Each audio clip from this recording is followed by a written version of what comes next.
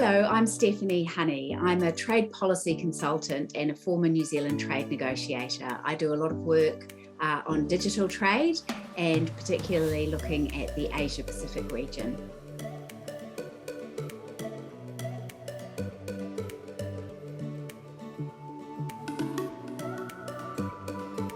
We've seen a very rapid transformation of the way that business and trade are done in the last sort of 10 or 15 years.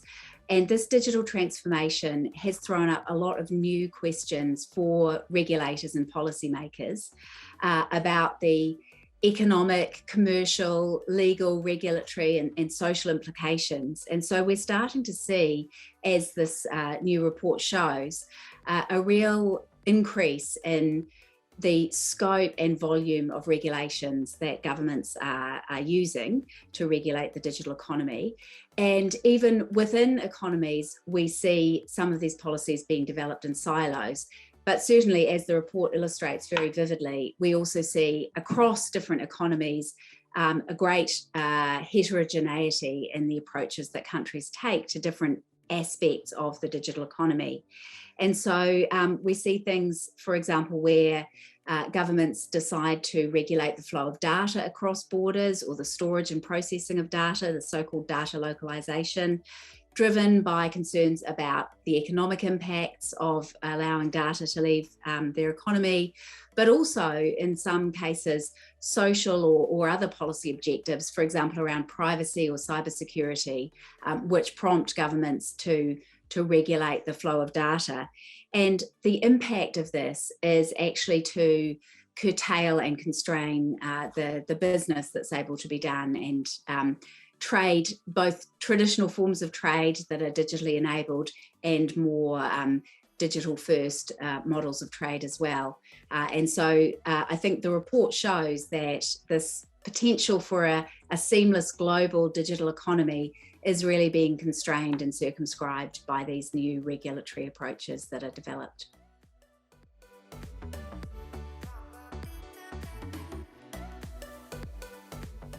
That's an interesting question because there has certainly been an increase in the rate of regulatory actions, as the report shows.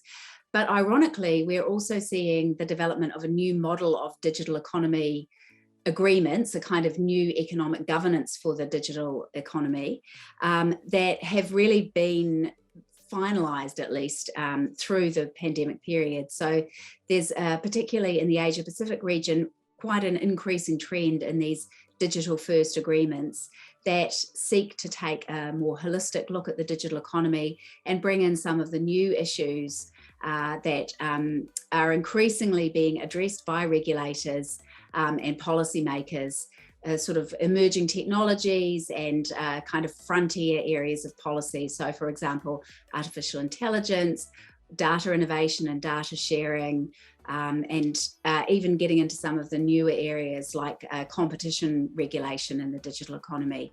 So we're seeing this sort of at the same time as increasing regulatory heterogeneity, also increases in efforts by governments to try to develop a sort of more coherent approach to regulation across borders.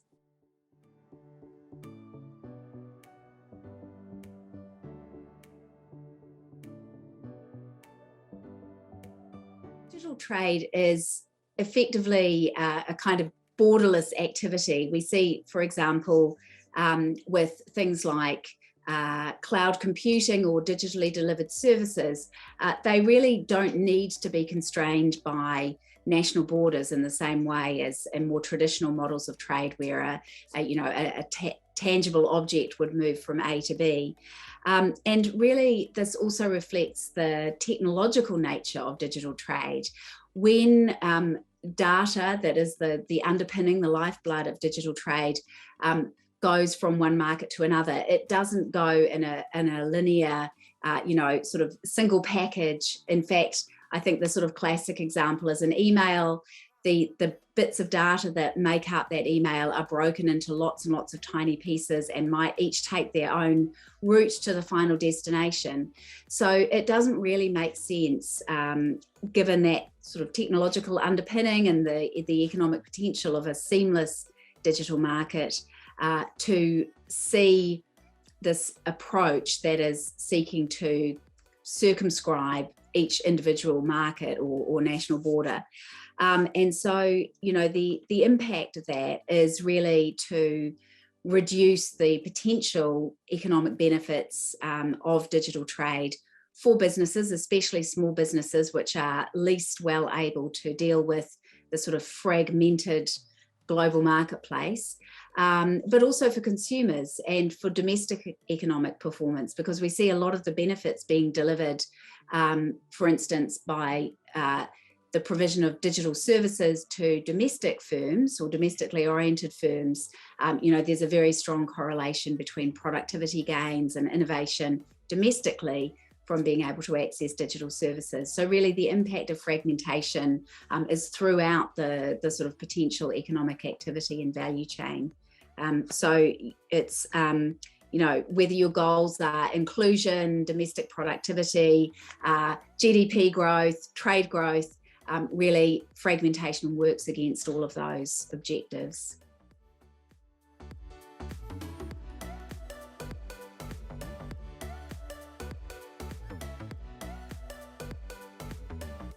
Well, I think probably the poster child of digital regulatory fragmentation is this concept of forced data localization. So this is where a government requires the storage and processing of data within its own national borders.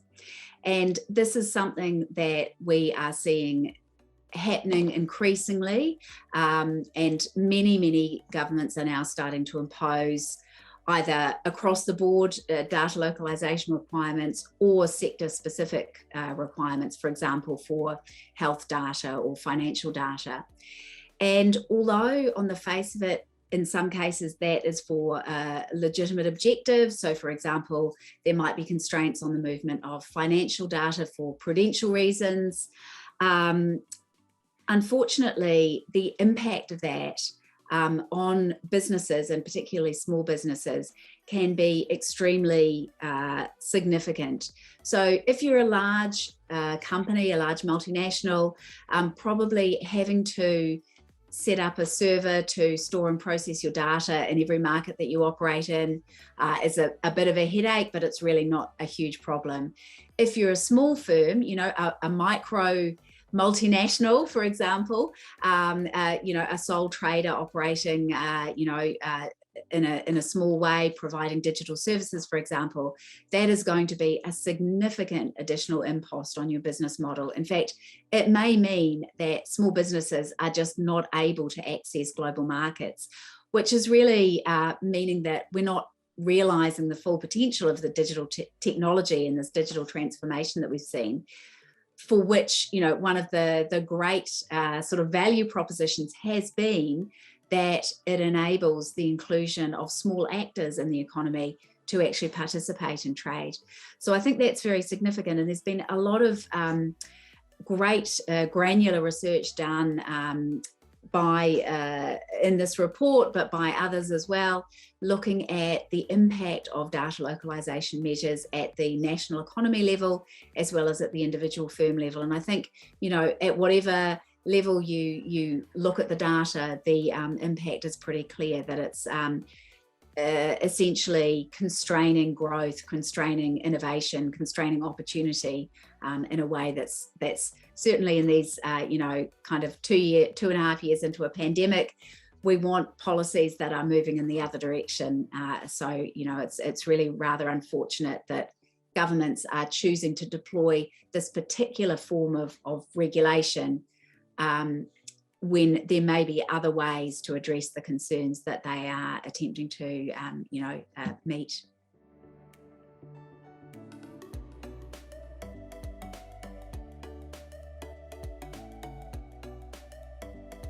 This is a great question, because I think one of the characteristics of the digital economy is that because it's so new, and is in such rapid transition. We see new models, new sort of the sharing economy, the platform economy, these very interesting new ways of doing business, and of governments engaging with stakeholders and so on. This is really an area where there's quite a deficit of good, solid data, information, and understanding about the policy impacts, the economic impacts, the social impacts. We're really learning by doing in a lot of this digital economy space. And so I think this new Global Trade Alert, Digital Policy Alert report is very helpful. It really illustrates very vividly the need to take a holistic approach to these digital economy issues. It's not enough to have good digital regulation if you don't have the hardware and the infrastructure to back it up. It's not enough to have good technology if your regulatory environment is a choke point for people being able to actually make use of the potential of the digital economy. So I think reports like this are very useful. I think one area where even more work could valuably be done, though, is also to really dig into, in a more granular and detailed way, the business perspective. Because I think we see in a lot of these areas, businesses are the innovators and the creative thinkers, and probably, to be frank, have a better understanding about the impact of both their business models and regulatory responses. And so I think, there's huge value to be had from governments and policymakers really engaging very deliberately with the business community, a kind of new model of trade policy development to suit a new kind of trade.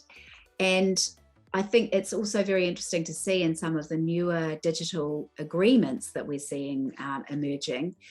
Often they bake in this kind of consultation process with the business community, acknowledging and recognizing that really in this area of the economy, perhaps more than others, some of the knowledge really rests with the businesses rather than the academics or the policymakers or the regulators.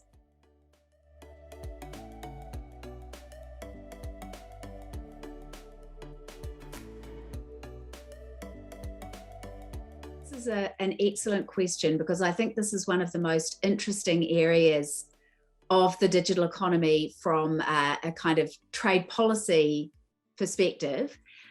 Because I do think that, as we've discussed before, the novelty of a lot of these business models and regulatory approaches means that there's no single understanding about the implications or the impacts of digital transformation.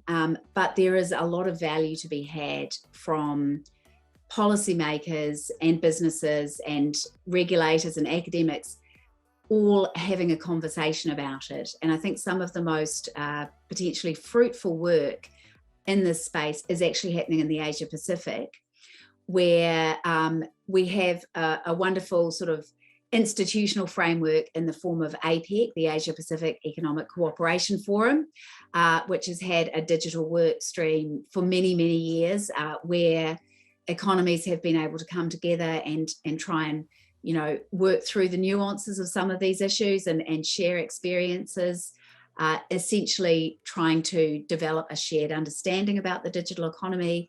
And then we've seen coming out of that sort of base platform, if you like, these new kinds of digital economy agreements, which have baked into them a very significant degree of collaborative, cooperative, sort of co-design of policies. So often these new digital economy agreements are criticised for not being binding, just setting up a sort of discussion forum.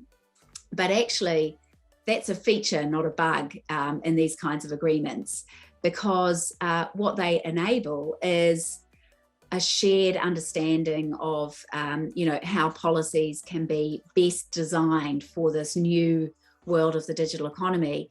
And I think the sort of best example of that is the Digital Economy Partnership Agreement, which was set up by New Zealand, Singapore, and Chile back in 2020. But now we're starting to see the sort of snowballing effect of others coming on board. It's an open plurilateral agreement. So Korea is a long way down the path and joining. China and Canada have both expressed an interest, and I'm sure that there will be broader interest too. And one of the great things about this model is it essentially sets up a holistic platform for all aspects of the digital economy, from data flows to digital trade facilitation, to some of these new and emerging technologies like AI or data innovation, competition policy, a safe and secure internet. All of these areas and some of the foundational building blocks like digital identities.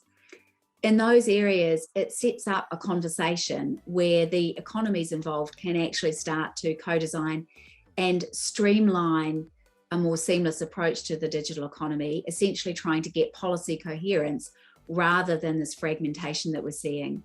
And I think that's a really valuable model, certainly in the Asia Pacific, but maybe even globally, because, if we allow this fragmentation to continue, we're really not going to realize the full potential of the digital economy. And those sorts of models can also feed into things like the WTO e-commerce joint initiative, the plurilateral negotiation there, which has done some fantastic work in bringing together an even bigger group of countries. I think there's a very strong case to really turbocharge that process. It's done very well under the leadership of Australia, Singapore, and Japan. And many countries are really contributing very constructively to that. But we need that to continue to come to a conclusion, ideally to tackle some of those most contentious issues and areas of friction in the digital economy, like data flows. Not an easy task, but certainly providing the platform to discuss them is a really important way to reduce this fragmentation that we're otherwise, unfortunately, seeing around the world.